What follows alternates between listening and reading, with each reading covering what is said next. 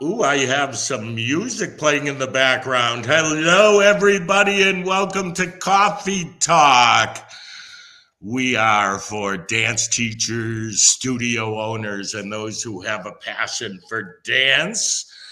I'd like to welcome my co host today. This is Scott Sisbarro. Hello, Scotty. Hello, everyone. Hi, Rhee.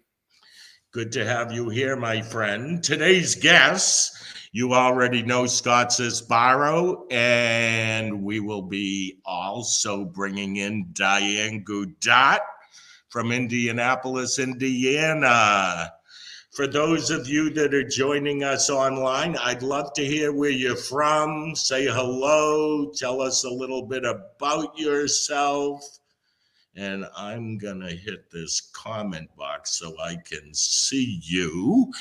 Next week, December 15th, we have another coffee talk, and that is with Julie K. Stalcup and Tessa Zamora. So be sure to join us next week, same time, same channel.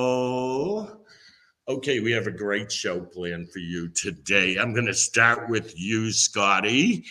Oh, wait, though. I want to say hello to Ashley, who's here from Delaware. Tammy, Toronto, we have someone here from. Welcome, all of you guys.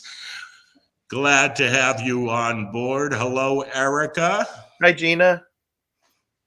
Can you see the comments, Scotty? I can in the comments. Yeah, I can see them. Awesome. Okay, Scotty, for those who may not know you, tell us a little bit about yourself, my friend. My name's Scott Sisbarro, and I run a dance studio in Old Greenwich, Connecticut. I've been the director there for about 20 years, and the studio's been around for about 32. This is our 32nd season. I grew up dancing. I grew up with competitions, hosting and judging. My good friend Rhee is the one who got me started with that whole thing. I was thinking before we started today, Scott, 30 years, 40 years. I hate to admit it. Yeah. But at least 30, but it could be closer to 40. Yeah. No, it's around 30. Yeah. Yep. You were there and I was visiting friends and you just threw the mic. You showed me how to do the tape and put the pen in it and fast forward the tape and said, okay, put the tape in here and then you just get it ready. And then you go and says, here's the microphone. I'm going to go out and have a cigarette. And then you handed me the mic. And I was like, and here's contestant number 200. And all the judges' heads looked at me and I just waved at them and they knew. And I haven't stopped announcing since. I actually remember that, Scotty. I was like, I think I could turn the microphone over to this guy. You totally did. And we knew each other, but we didn't know each other. You know, it was kind of fun. Yeah, that was the beginning. You were you were always awesome at your job, my friend. Thanks. I like hosting because I can talk to the kids and I talk to the teachers. So it's an in between. You're not that distant judge that, has to watch everything and do that. And, as a host, I do watch, but there's a lot of times that I don't have to. I don't say this to everybody, but I'll say it today to everybody in the whole world.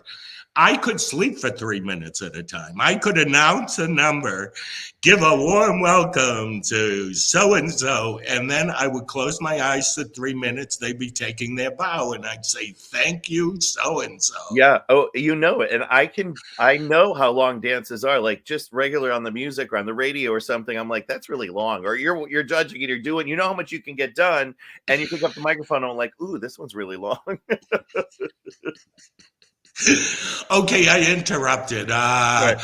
St. Xavier's School of Dance, 30-something years. Yeah, yep. And it's this year, as we all know, it's been hard. But for me, this year was really hard. When we started, the studio flooded and lost all of the floors. And but stuff. Wait, I want to make sure they understand this. You just put in brand new floors, right? Yes. The floor had flooded once and brand new sprung board, hardwood floors, beautiful. Didn't put the marley down yet. Everything, we had taken it up. And then before the studio even opened, a week before, it flooded again. And so I insisted on sprungboard floors because it's in the basement of a church. We have 2 beautiful rooms, but needed to put sprungboard. And instead of hardwood, we put laminate. And the laminate for a while was working because when I rolled out the Marley that we tried to save, it was no good. And then we had I want to call it tap dust, because the tap shoes were reacting to the laminate on the floor. So the kids would go out filthy no matter how much we were cleaning.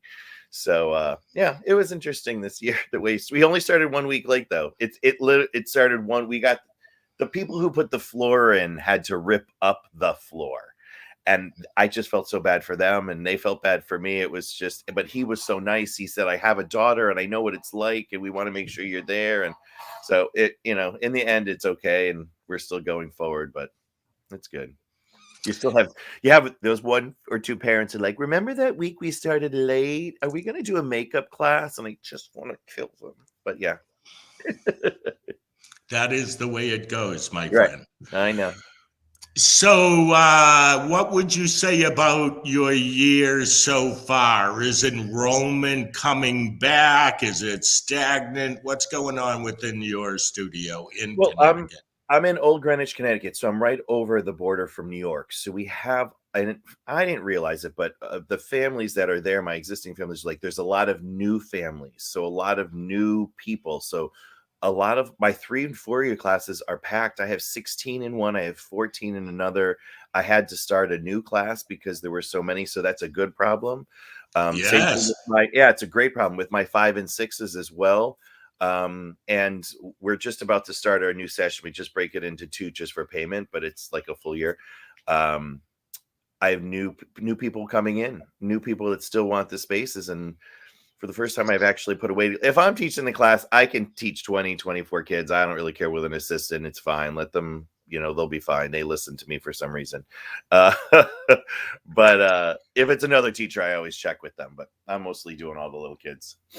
So are you going to take students through this whole season? I'll have to stop at some point because the stress of getting the costumes, which hasn't even started for me yet. I'm just starting to measure, and I know people, the costumes, I know. I'm already lost sleep over it. Woke up in the middle of the night. Like, what am I going to do? I think I'm going to have to buy sheets and start making costumes out of I think after this call, you should hang up and begin those orders, my friend. It's going to happen. Because only then will you know what they don't have available. Well, do you follow that? Whatever those costumes are, those kids are going to look pretty. And if I need to put them in different costume for each one, that's what's going to be. And if I need to pull out all the extra ones that are in the back that I have, I'm going to do that too.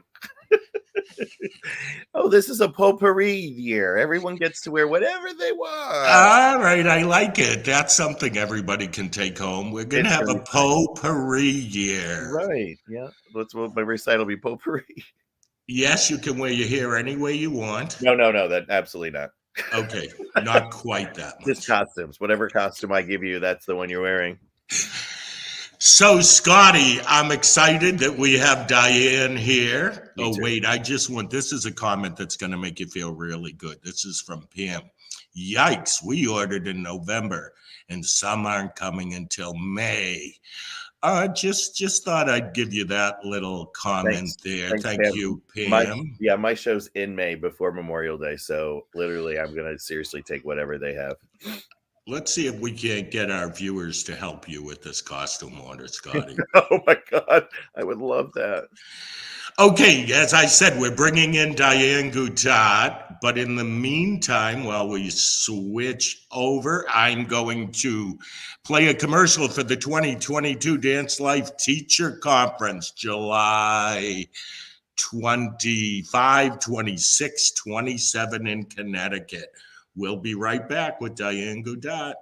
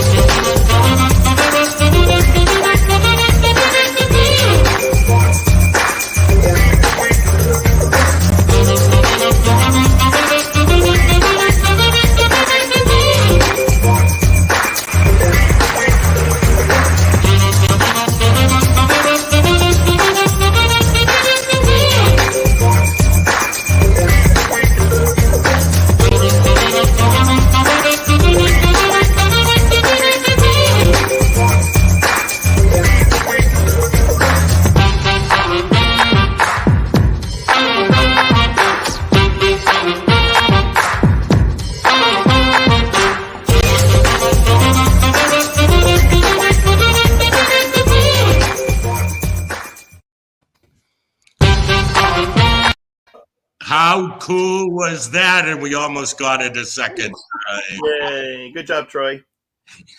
Yeah, music. made by Troy. Good music, good video. Looking forward to seeing both of you there and some of our viewers as well. Miss Diane, how are you, my friend? I am great, Rhee. How are you? I am doing really well. For those, well, actually, tell us a little bit about yourself, Miss Diane Gudat, for the two people who may not know who you are. Well, like you said, I'm from Indianapolis, Indiana, which is far from the hub of the dance world, but we really, really try.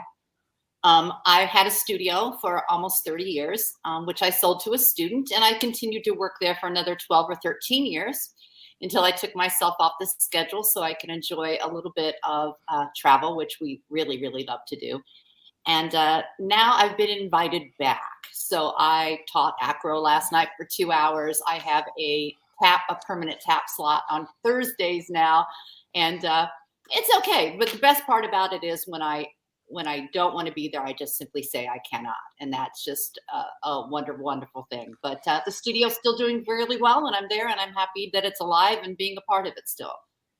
Yes, I want to ask you about that. I have a lot to ask you, but I want, for those that are watching, studio owners especially, how did you get the confidence to say, okay, I'm selling my studio or I'm moving on? What was... Well, part of that, life always kind of determines those kind of things. For me, it was my daughter, Caitlin, who is still a wonderful teacher and convention teacher like myself, pretty much jumped into my shoes and followed them. But she left for college, for dance college. And it was a really, really strong group of kids that graduated that year. They all went to dance school, one to the Juilliard, my daughter to school. And honestly, to go in and turn the key on the next season was very, very difficult because I kind of felt like I had done my best and most important work. And so it was like a turnstile in my life that I had some choices to make. And I knew that I either wanted the studio to stay alive with a student that I had raised or close the door. Now, mind you, I was renting, so there wasn't a building to sell. So that's also a thought. And God has a sense of humor because my lease was up at the end of that next year. So I had a year to decide if this feeling was real. And it really was. And I honestly didn't ever want to, I'm not going to say I didn't want to own a studio, but I didn't love owning the studio. I love teaching. And I love teaching on the road. I love teaching teachers to teach specifically. It's a huge love of mine. And I found that I was constantly juggling. And I'm also a mother of 2 daughters, one that was not a dancer. And so, she deserves some of my time as well. She does? She does. She did. She still does. Yeah. Yeah. That's a good thought for everybody who's viewing right there. That was a word of wisdom from Diane Gudat. We're not going to get a lot, so cling on to them when you hear them. I have one follow-up to that. Mm-hmm. Was it hard to go into your former studio and accept changes or adjustments? No, for me, it was not, simply because I made the choice that I was either going to sell to a student or not sell at all. So I had an inherent respect from her because I raised her and she knew who I was and what I deserved and what I was capable of and the valuable tool I was to her.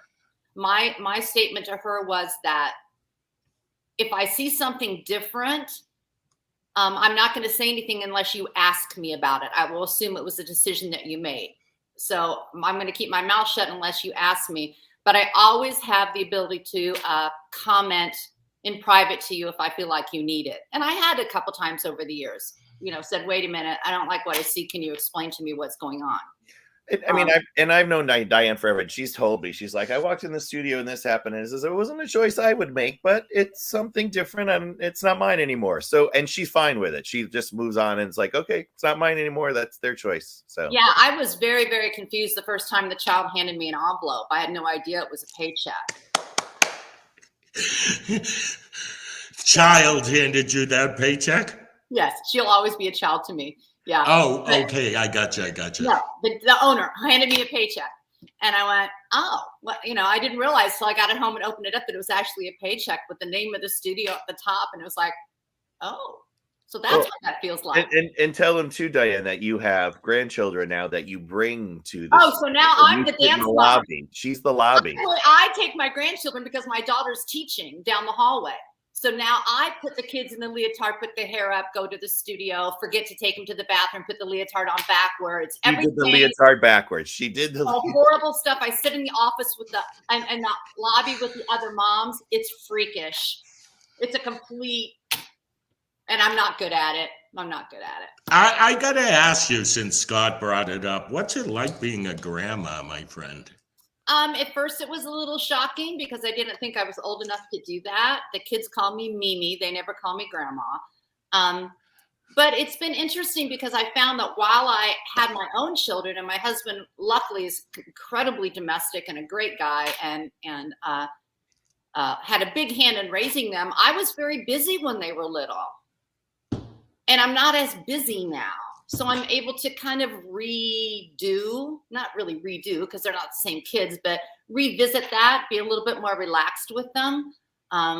It's interesting. You always see the world differently through children's eyes whenever they're around. And it's, I'm a good Mimi. I'm good at it. I'm a good Mimi. I think you're a good Mimi. How many grandchildren are we talking? Because I know it happened fast. I have 5 at the time. And I'm sure there will be more. So we'll see what happens with that. But they all live very close to me and they're here quite a bit. Like I said, I have them on Wednesdays and Thursdays when I'm not teaching because I'm the dance mom. So I take them to dance class and that's what I do now at my own studio, which I'm glad the studio's still alive for them. So, that's yeah, but she also does, when they can't make class, she does do a private lesson of tap in their back in their They do take private tap from me in my home studio. Yes, they do. Let's not go there. I don't want to get anybody in trouble or anything. Too much. Yeah. Your kids are taking private lessons elsewhere. That's not good. Oh, well, it's me, so it's all good. Yeah. It's all good. Scotty, what do you know about Diane that's something that you'd like to share with everybody that we can have a good... Well, I know it's fascinating because I just think people think it's fascinating what her father did and what her husband did, did for work. Oh, we're going there. Okay, tell everybody. I do think that's fascinating because I actually do too. That. Yeah. Yeah, well, my father was a mortician and built his own funeral home. And when my husband graduated from high school and he worked at a couple other jobs and we were married very young. I was 20. He had just turned 21. So very early on, and my dad was a mentor to him, and he decided that he wanted to be a funeral director. So he went away to mortuary college. You have to do 2 years of regular college, and then you go to mortuary college, and he did all that and worked at and ran my dad's funeral home for 38 years. And he still works there. He's much like me. He sold it, and he still works there. So we both work at our own businesses when we're home and we want to. So, people, I don't consider myself retired because I still work almost every weekend. I just don't work at the studio all the time. And he goes in when he's home. And, it keeps I still think that's fascinating. And you lived there for a while. There was an apartment. We lived there for a while. Now we live a half mile in between the studio. Julie. Yeah, Julie Namakuzu. Hi, Julie. In between the two businesses. We're right in the middle, less than a half a mile from both. We can walk both ways. Okay, I have to say it because I've said it to you so many times. I could see a studio in a funeral home, and it's like dance till you drop, Well, I have to say, every time I had a soloist that needed pictures taken, they were taken at the funeral home under the lights.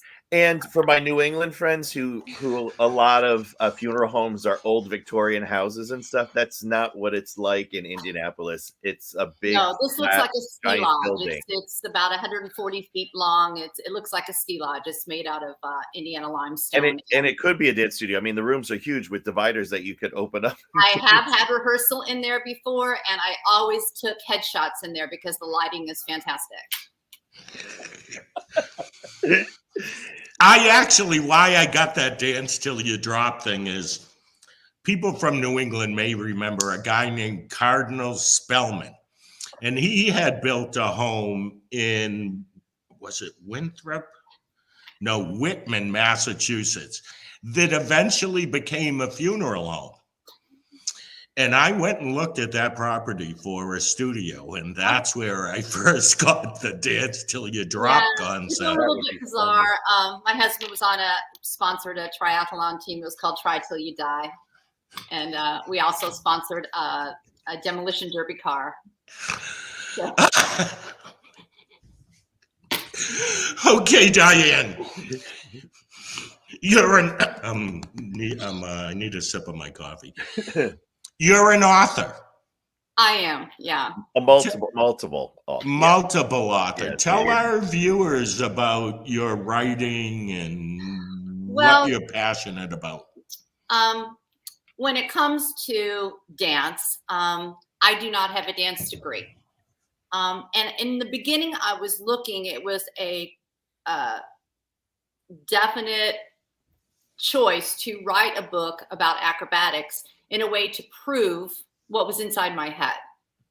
So trying to break into the teaching circuit specifically, trying to do that and trying to prove that I knew what I knew.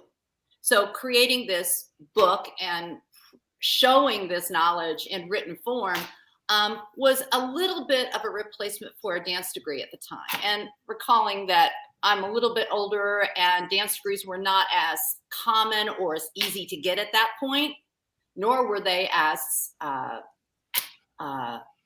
inclusive as they are now. So to go and get the degree was not in the cards for me.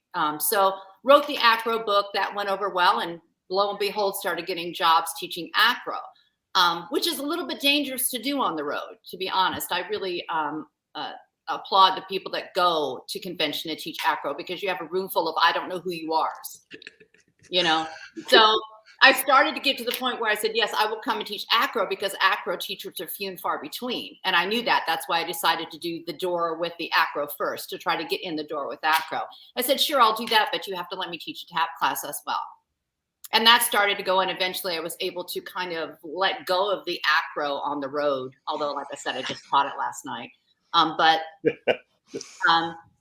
You know, it was just one of those calculated decisions. And so that went well. So then we wrote the book. I had always collected time steps, trying as a young teacher. I was always about, where does everybody get these steps? Because I was not raised by a strong tap teacher. And my whole life I was in search of, where do these people get this stuff? How can I go get these steps? And I would go to New York and I would take class and I would do all these things, but still it's like all these. So I would collect them. I have every step that I've ever put on my feet in written form someplace. Yeah, he's shaking his head. He knows. Yeah, she does. I throw nothing away, and like if I took a class from somebody, I've got it. Yeah. So still in the search of trying to be good enough to have the right stuff, to have all that stuff, because I always felt like I missed out on that training a little bit. And I'd always collected time steps. So I thought, well, this is bizarre. I have hundreds of time steps, and I have come up with this way to make them. And I realized in teachers training schools and things like that, just teaching people regular time steps that they did not know, that there was a lot of missing information that I could give to them. So I wrote the time step book. That went over really well. And I ended up doing a book on music theory, because come to find out, most people teaching tap do not know or know little or nothing about music theory, which I find to be bizarre. So I thought, it's so easy. Why can't I just share what I do? Because I rather have fun than beat things into kids. So that book came along, and then the next one came along, and now there's, I believe, 7. Diane, an author of 7 books. Go ahead, Scotty. And she's working on another one. Yeah. What's currently in the works? It's a interactive dictionary for tap. Right now we've got about 1,250 steps, and they will all be available to be seen. Ooh, how cool is that? Diane, I'm not doing a sales pitch here, but how could somebody find out a little bit about your books? The books and the products, I also have 2 decks of cards. One deck has 52 concepts. The other deck has 52 cramp rolls. But which is fantastic, Diane. I'm sorry but I use them at the studio all the time when I'm last. I give each kid and they have to figure it out, and then they have to show it and teach it to each other. They really are fantastic. They're fun because I know when you don't feel like it or you've got a sub, you can say get out the cards, and they do them pretty well. But I have a website, DianeGudat.com, and there's a tab at the top with teachers things, and you can go see it there. Yeah. So do you see this comment here from Heather? Is it Kierstead Stevens? Yeah. You are all bringing back to ADA competitions back in the day, because we were the original crew. We were the original crew. I'd like to go there for a minute. Yeah. One of my favorite parts of my life was that time. Yeah. What was one of the most funniest memories that you can remember, Diane, as being a host? And then I'll tell you one of mine, but I think you guys might have been there when it happened. Go ahead. I know what you're going to say. You're going to say the kid and the speaker. The kid who flipped over the speaker. Yes, that wasn't where I was going to go, but I'll tell that now that you said it. Go ahead. I don't know. I mean, there were so many just things that you don't even want to remember, from the wet spots on the stage to projectile vomiting to, I've never seen anything like Shanae's done during that process. Ever. Things thrown from the stage. Can I just say now, don't throw things at us. Don't throw things at judges. Don't do that. But I remember we were watching one time a can number, and I'm going to tell you that I am specifically allergic to feathers. Not the feathers, but the stuff that you see in the air from feathers. I'm allergic to it. I have to have Benadryl when I see that happening. So can number, great big boas. I'm thinking, oh no. So I'm seeing the air fill up with these little pieces of feather. By the way, if you put hairspray on those things, that doesn't happen. But anyway, so this is going through the air. And the first thing they do is throw the boas at us. So I end up with a boa on my table. And which knocks over your coffee, but right. Yeah. And then they take off gloves and throw them at us. And then they actually take off the can skirt and throw that at us. Our coffee is everywhere. Things are everywhere. One of the judges, I looked down, I think it was Craig North. I think Craig was underneath the skirt. He's pulling the skirt off. Just like people. And if it had been a really good can, but it was not on top of it all. So yeah, those things are memorable. I've done a lot of. We had to get Benadryl for you. We had to find Benadryl last season. Yes, being the special awards judge, I was looking down, writing special awards, using the break while somebody was setting something up, and I'm got my head down and I'm writing, and I look up, and the entire stage is full of white feathers. Oh, and yeah, that was last year. The music started, and I went, "Oh no." So I go through this whole thing, and luckily it took them a while to clean up. Meanwhile, I run over to my friends from Wakefield School of Dance, who always seem to have everything in their purse. And I said, guys, I need Benadryl, and I need it immediately. So I'm going back to my seat, please. And she said, oh, I have it in the car. So not very long after that, this envelope is slid across my desk, and inside are the Benadryl, and that's how it goes. So now I travel with Benadryl, but yeah. How about you? That feather number happened to be good, though, so yeah, it's all good. Yes, if you're gonna do a feather number, everybody, please make it a good one. And have Benadryl just in case. Yes, and carry Benadryl and a can of spray.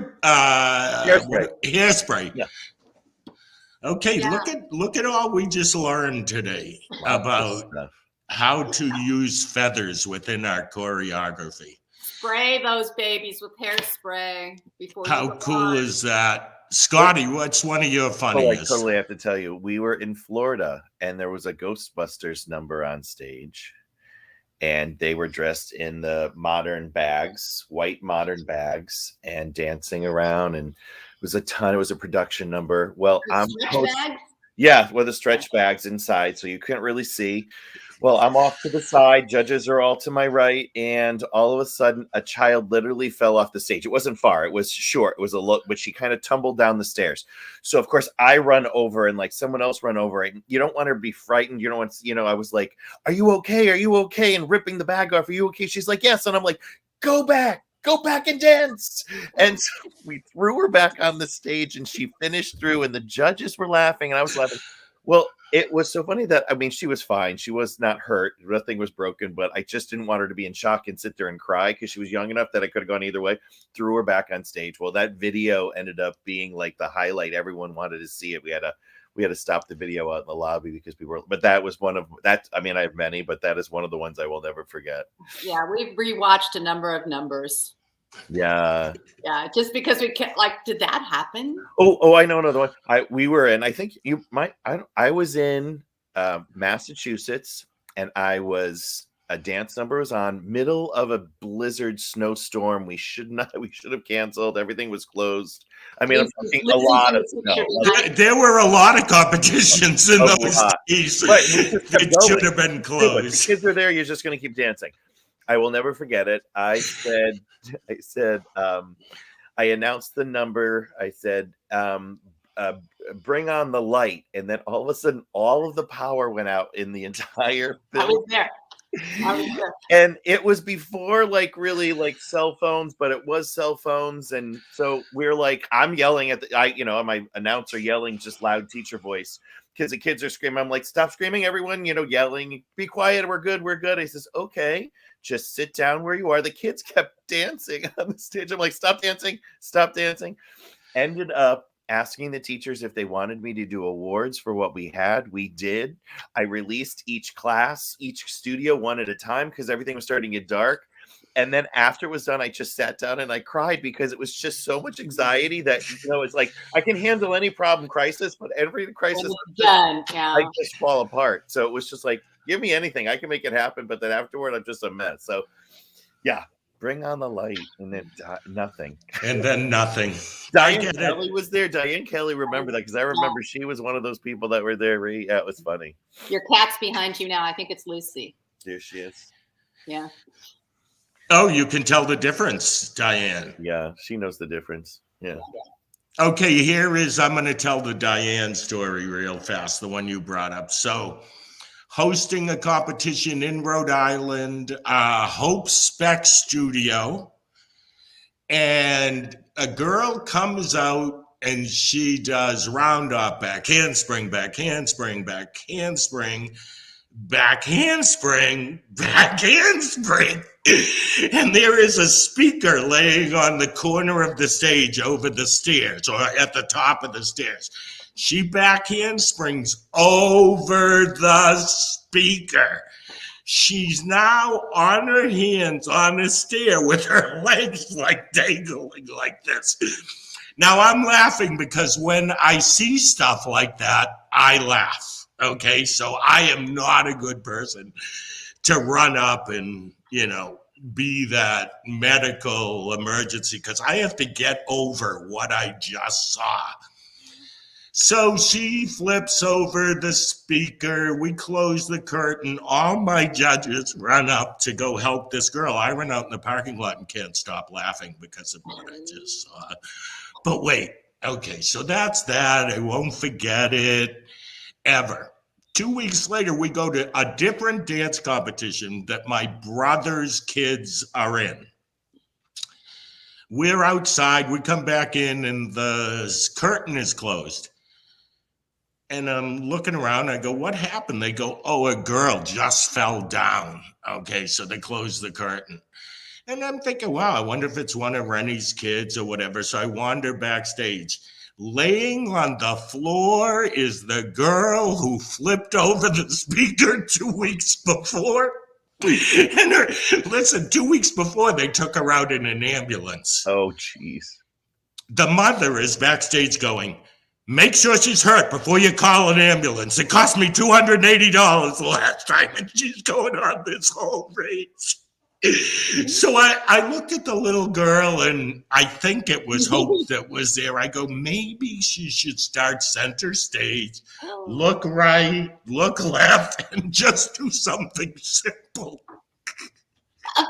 It happened. I mean, there are so many weird moments, and some of them are just a tiny moment when you think, did I just see what I saw? Did that and just it's like, happen? And it's just kids being kids. Like, I think that's part of the cool part about dance training is the fact that they are learning to do something, anything, rather than That's true, anything.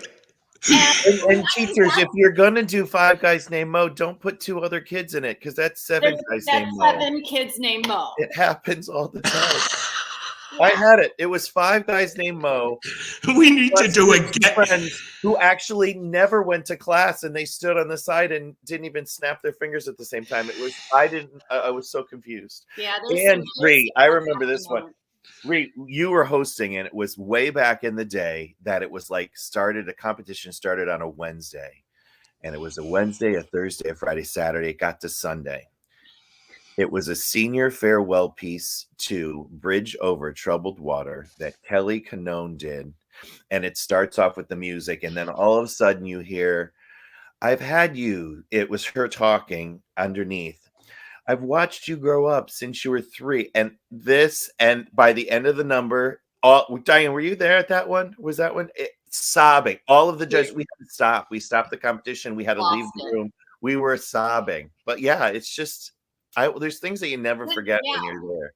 Yeah, there are moments like certain songs belong to certain kids that I would never choreograph to again because that song is theirs. You can't touch it. That kind of thing. But just weird little moments where kids do what they do just to survive, and they, costumes that pop and, all the different things. And a lot of it too has to do with like weird setups for me anyway. Sorry. Weird setups where they have, like, for example, one time a lady turned a Coke bottle, like one of those 2-liter Coke bottles, into a pig, painted it to look like a pig, and put it in the middle of the stage and took forever dragging out the string that would go to backstage. And out comes this kid and she does this little farm number. The pig never does anything. The pig never moves. So I'm like waiting for this Coke bottle pig to move the whole time. Like, what's going on? And eventually the dance finishes and the pig starts to move. And the little kid chases the pig off stage.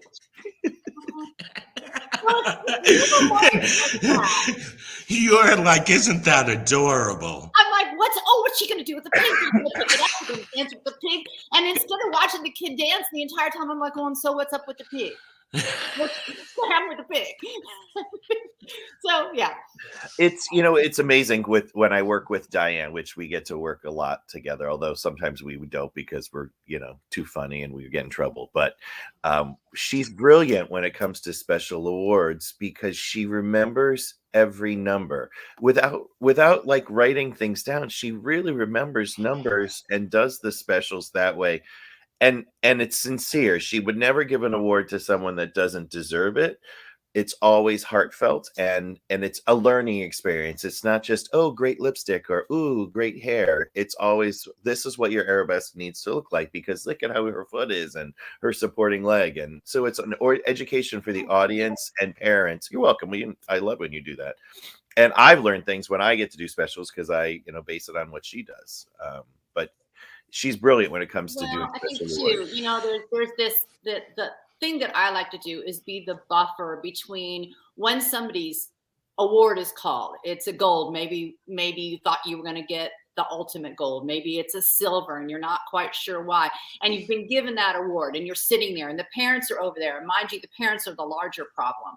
So I feel like I'm that buffer between the color that they got and the return to the audience, to the parents. And maybe I can shed some light on, first of all, why what happened.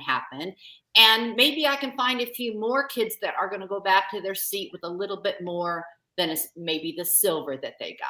A little bit of encouragement. But I think it also, if you give an educated special award, it indicates the panel itself, the entire panel is educated and we care about where the numbers are coming from. You bring up a good point. There has to be a value in every presentation. You can't just look at a group and say there's no award for them, so I'm going to make something up. No, I don't do that. And that degrades the special awards. I will agree, and I'm sure all of our viewers who know this, you are one of the best I have ever seen. Oh, thank you. Thank you. It's a job I really love to do. It's like I said, I feel like I've spent a lifetime educating myself and doing the research required to judge ballet, tap, jazz, modern, acro, underwater, basket weaving, all of it, you know. And I think that it's I don't know, I feel a responsibility in there. And I've had, you know, I've done it for quite a while now. I've had a lot of people come and tell me, you know, a judge from last year told me my mom has what you said to me on my senior year. It's framed in my kitchen. I'm like going, so this matters to people. It does matter to people what you say. And especially as a judge sitting there, people they're grasping for the whys sometimes. Or, you know, when you recognize that kid that has the soul of a dancer, really showed me that they dance, you know, because they love to dance. That's as important to me as, you know, I don't know. I just feel a huge responsibility to be intelligent when I'm handed a microphone, to represent a company in a way that they deserve to be represented, and to just to bring kids, let them know that we know what we're talking about. And with that being said, to Rhee, with Diane, she's still learning. She hasn't decided that I'm done, I'm not going to learn anymore. She really is like, she was just in the city and she went to the library to find out information about scoring and found extra information. She's always eager to keep taking in more information. Yeah, I think it's a responsibility. If I'm going to continue to judge, it's a responsibility. Okay, so you bring up a couple points there that I would like to reiterate. Our words, now you're talking about it from a judge's perspective, but I'm going to take us into the classroom and say the words that we say to our dancers matter way more than sometimes we perceive. Right. And that we need to always be aware that, are we going to create a moment that this child will remember forever in a positive way? Or are we going to create a moment where this child will lose a tidbit of their confidence? So words matter was my point. Very, very much so. I mean, last night, like I said, I taught acro last night. The girl kept doing the same thing over and over and over and over again. And I had to use some words of wisdom to explain to her that doing it more is not going to make that better. We need to open our ears, and we need to go through the checklist of the things that we talked about. And you know, you have to, there's many ways to teach, but we're not really teaching dance. What we're doing has nothing to do with dance in the end product, because 1 out of 500 of our kids is going to be that kid we go see on Broadway or we visit in college. I mean, those kids are rewarding, yes, and that's wonderful, but very few of them actually do that. And I'm going to reiterate that I'm from Indianapolis, Indiana. So we are building intelligent theater goers, people who are excited about the arts, but mostly we're sending that kid away who's going to have the confidence to get that college scholarship because they were able to go through an interview, or the kid that's not going to fall apart in a business situation because something didn't go well. I mean, we're laughing about the kids that are making things up on stage. You make things up then for the rest of your life. You're able to do that for the rest of your life, you know. But I think most teachers know that. We know that we're not, we are teaching dance. The vehicle is dance, but that has, in the end, so little to do with it. And so many times, too, we don't know this. Sometimes you don't know that random student that shows up with the hair a mess, or the leotard that's dirty, or the tights that are dirty, or the child that's on stage. You don't know if that's their one escape that they're getting away from a terrible home life, or something that's not right. And it just came to truth for me. I had a child who showed up late and was always dirty and was a mess. And I always had her put her hair in a ponytail, and end up finding that they were going through a bad divorce. And I've treated that child differently now, knowing that. And I tried to change my approach again to remember why kids are there. You have no idea why a child is in your classroom. I mean, like I said, old enough now that I'm starting to get letters from adults, adult like 30, 40-year-old students, or run into them at the grocery store or whatever. And I had a dancer, a beautiful Black girl, just beautiful, beautiful girl. Had no idea she was struggling as much as she was in her white high school. No idea. She seemed so confident. So she was just a gorgeous dancer. And come to find out that the studio was the only place that she felt equal at. She felt like it was a place that she was safe and happy. And I had no idea. I mean, she was like a homecoming queen, all of that. Had no idea that it was difficult for her. I think that's going on a lot more. I don't know how we got into this serious conversation. It's true, though. But it's going on a lot more. I was going to say than we know. We know it. A lot is going on in our kids' minds right now. Oh, yeah. And I did a convention a couple weeks ago. Great convention. It was Ohio Dance Masters. They're always great, and it was a great experience. But we were talking about the kids and this mask thing.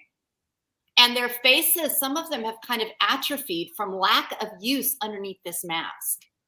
There's like actually a physical and I think emotional atrophy that's happening in the face from kids who have had this covered. And I think that, people are fascinated now with mouths. We don't see mouths.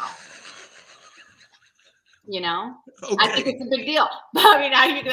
Anyway, I don't know why I laughed at that. Yeah, I'm going to have to look more closely at the mouths that I see. But, I don't think I was. There's this atrophy now, trying to get the kids to come back to their expressiveness. Agreed. And you can see them feel it when they're dancing. They are feeling it.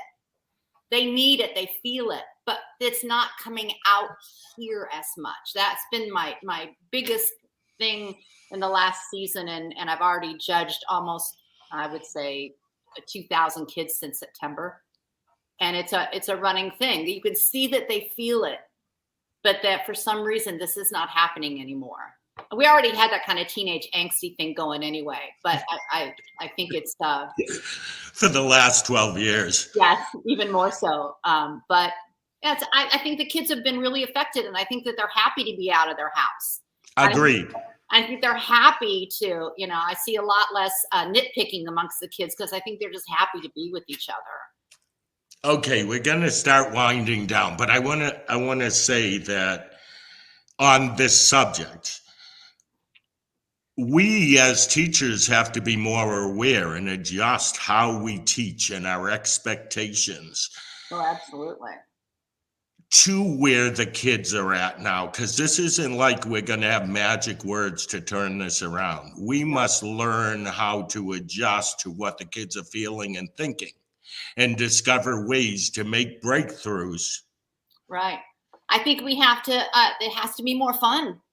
It has to be more fun. Wow. But we need to be more entertaining because it's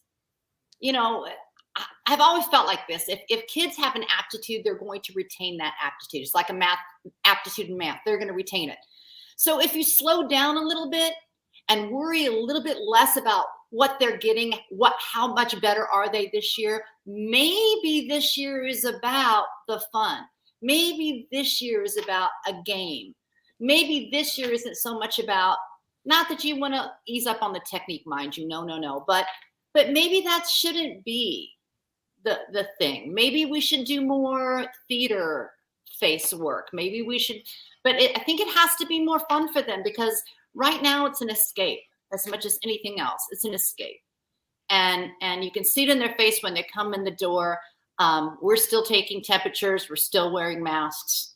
But you can see it when they come in the door that they're happy to be there. Can I hug you? My answer is always, of course you can hug me. Yes. I'm vaccinated every way I can be vaccinated. Yeah. Come get me, just because they don't get to do that all day, but fun first.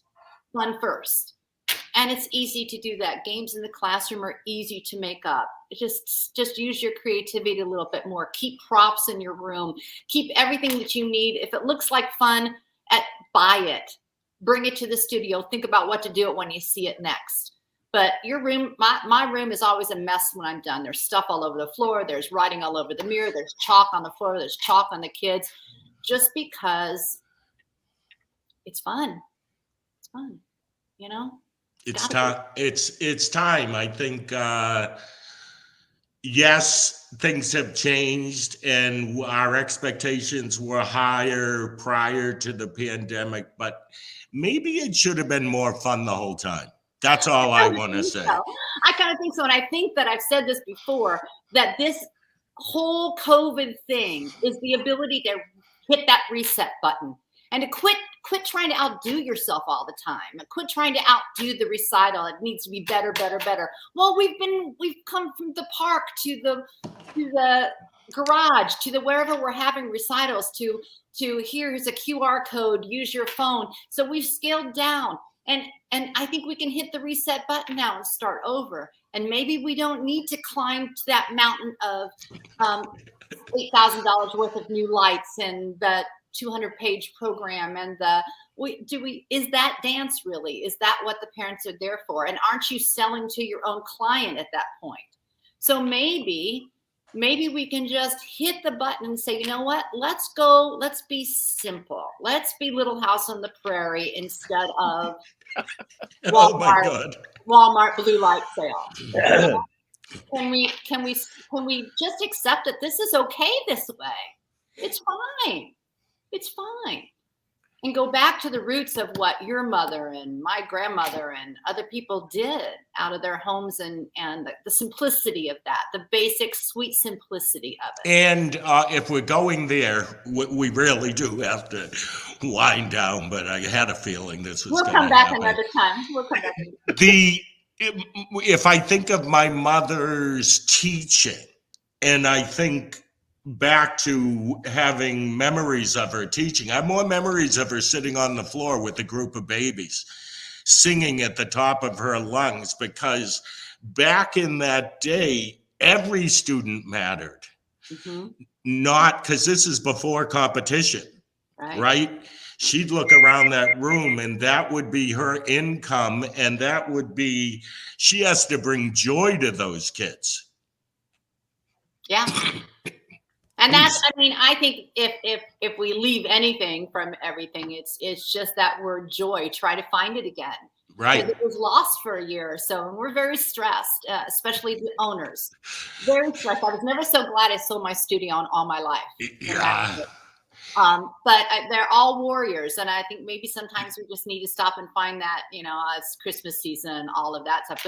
But just the simple joy of teaching children and laughing with them and hugging them and just taking a moment and sometimes not worry so much about syllabus and all of that kind of thing, and just do. And be grateful for the gift and that you can pass the gift on. Yeah. Absolutely. Absolutely. All right, I'm going to wrap this up. Scotty, got some words of wisdom that you'd like to share with our viewers today on Coffee Talk? When, as a studio director and a teacher and a judge and a host, just remember you just keep putting one foot in front of the other, and make sure you have a best friend like Diane, that when it seems that things are getting very dark and you're getting lost, and remember, you can call her, or you can call any one of your friends and know that you are not the only one that happened to. And remember that there's all these people, an idea at least, that it's happened to, and it'll be okay. It will be great. So yeah. And she saved me quite a few times. I just needed her yesterday to help me write an email. I'm like, what can I say in this email? And she totally sent it, done. So you need someone like Diane or someone in your, back pocket that will help you. Yeah. And Miss Diane, final words of wisdom. Wow. I'll just say something that maybe you need to hear is that I have decided to take time for myself and my family and my husband, and I have not regretted a moment of it. I don't apologize for it. I don't explain it. I simply take it. And I travel quite a bit now, and it was a concentrated decision to do that. Wait, I'm sorry, but we didn't even go into detail that her husband and they both bought a van and renovated the van, and they travel around now in a van all over the United States. I have a conversion van. Yes, that's one of the things. But do it. Whether it's a day that you do not allow anybody to talk to you. I used to have a day like that don't call me on Wednesday. If I call you, if I need you, I'll call you. But you better damn well be in the hospital dying to call me on Wednesday. You know, and you need to set those boundaries, and you need to take time for yourself and your family, because those times go by, and if people don't understand, there's another person that will replace that person at your studio. So don't be afraid to let people go that don't agree with what it is that you need to do with your life. Yeah. Your final words of wisdom are like 3 sessions that we should have and talk about. So I'll be back. Yes, you will, both of you. This was fun. Yay. I would like to remind everybody that next week, same time, same channel, 11 a.m. Eastern Standard Time, we will have Julie K. Stalcup and Tessa Zamora as special guests. So we'd love to see you next week as well. This broadcast is brought to you by the International Dance Entrepreneurs Association, and you can learn more at ideardance.org. Thank you, guys. Thanks, Rhee. Bye, everybody. Bye, everybody. Have a great day.